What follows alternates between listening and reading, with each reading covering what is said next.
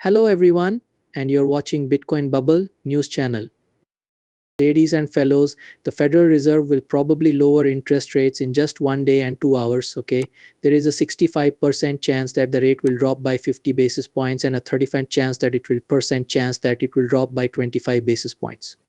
A bigger cut like 50 basis points would be much better for the market because it would put interest rates where the bond market wants them to be. We saw the Federal Reserve decide to keep interest rates at the upper level, which is where they are now. This was done even though the bond market crashed after the last FOMC decision. So let's hope they cut. It took a lot of force this time to get rates in line with the bond market.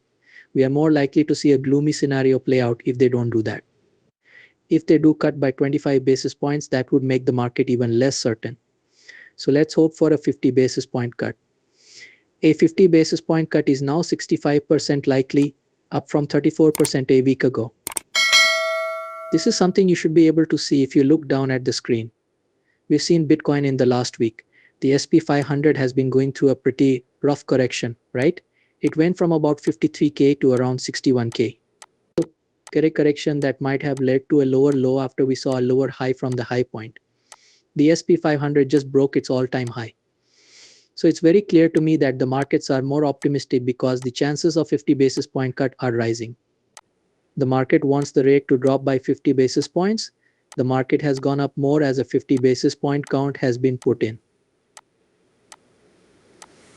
which is shown in red.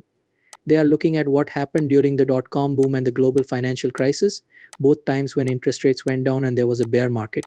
And they think, fuck it, this is going to be bad either way. I'm going to answer those questions today. I don't believe those worries are real. There doesn't seem to be a real trend there. But I will say that the trend can still grow, even though it hasn't started yet. Things aren't right with this cycle either, but we need to start at the beginning of the process today to look into everything. I'm going to tell you what's going on today. I'll do my best to keep it short. But yeah, that FOMC vote still has 1 day left. So keep an eye on both this channel and the FOMC numbers. Guys, take a look at the Binx and Bitonics markets before we start. You don't have to prove who you are to use these exchanges. And if you use my referral link below, you can get a 15% discount on your trade fees. Okay? Check out the link below to sign up. If you do, you'll get a 15% discount on all trade fees for life. They've never been hacked and they're global non-KYC. Let's get to the point, shall we? Today, I'm not going to talk too much about Bitcoin today because this video is mostly about the traditional markets. But to quickly review, we do know that Bitcoin is currently in a descending channel formation. This is the general macro structure. There won't be any real changes in the Bitcoin macro until that channel breaks to the fall instead of the upside. Check out this falling wedge on the weekly RSI chart. It is breaking to the upside right now, but that break hasn't been confirmed. We haven't seen a Thursday light go out. That's good news, but it hasn't been confirmed yet. Because of the instability that will happen tomorrow, because of the FOMC decision, I don't trust any of the Bitcoin charts right now. So the long term looks pretty good. It looked like prices were going up on the daily chart. We were in bad shape here. The low point was a little higher. There is a clear split in the bullish direction. We also had a low form here at 49K and the second low was at 52K. This is a clear higher low formation, which is the first step toward an upward trend. That's really cool. At this very moment, Bitcoin is trying some very important levels of resistance. In this case, the center line of the channel acts as barrier over and over again.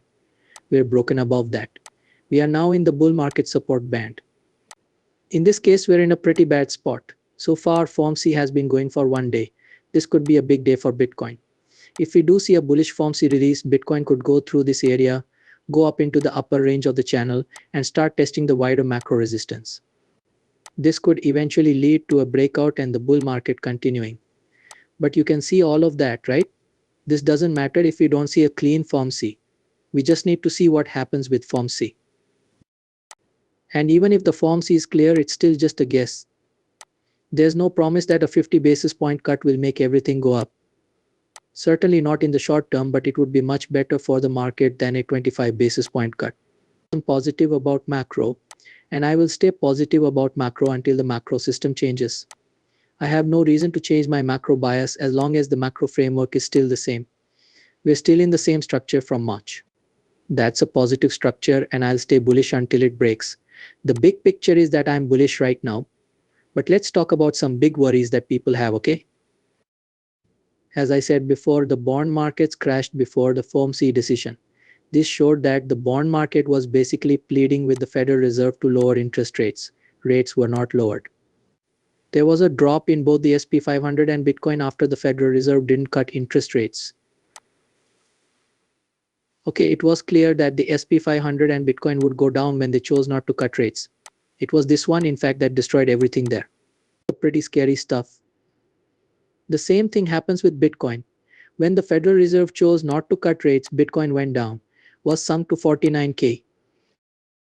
Therefore, the Federal Reserve made a very bad choice when they didn't cut rates.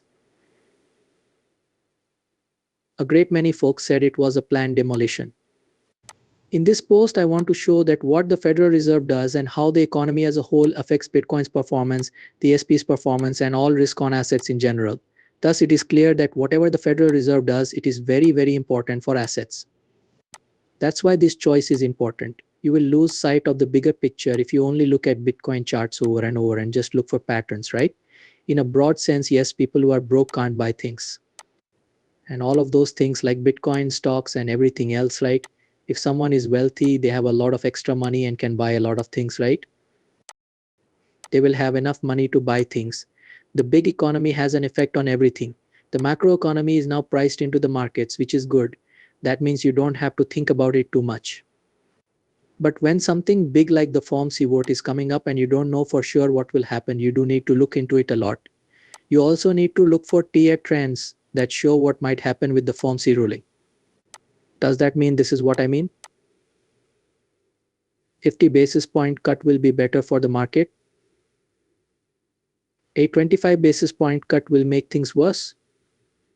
That's what I think there are a lot of people. That's all there is to it. 50 basis point cut shows that people want and are ready for the Federal Reserve to set interest rates where they need to be according to the bond market so that markets and assets can keep going up. It's clear that they are causing a bear market if they don't do that. So let's be clear about that. It's very, very clear. There is, however, a more serious point that many bears are making. It's being said that the interest rate chart is in red and the SP 500 chart is in blue. Right now, some people say that when interest rates dropped during the dot-com bubble, it caused a bear market. When interest rates fell during the global financial crisis, it also caused a bear market. That's the deal right now. The question now is this whole thing a trap? The real question is, does tomorrow even matter?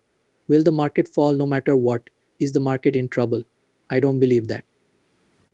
It's not that easy, in my opinion. I'll explain. Well, first and foremost, there is a threat with unemployment that isn't related to this issue. That is a very dangerous threat. But right now, again, one reason the market has gone up in the last 2 weeks or so is that unemployment has gone down a bit. When you see soaring swoops to the upside, this kind of thing isn't supposed to happen. In general, this means that the jobless rate bottoms out and then goes up sharply. The spike hasn't begun yet, and let's hope that this small drop is the start of a bigger trend of falling prices.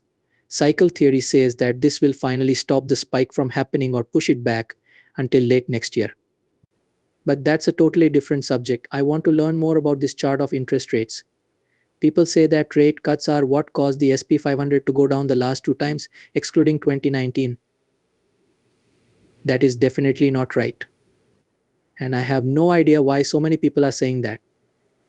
The most important thing is that you shouldn't ignore 2019. After rates were cut in 2019, the market kept going up. Before rates were lowered in 2000, the market was always going up. Cutting interest rates doesn't always cause bear markets, but it's not a proven fact either. There were only 2 times it happened, here in 2000 and here in 2008. On the most latest data point, it didn't happen. We all know that a mathematics trend needs at least 3 data points, right? That's not enough data points.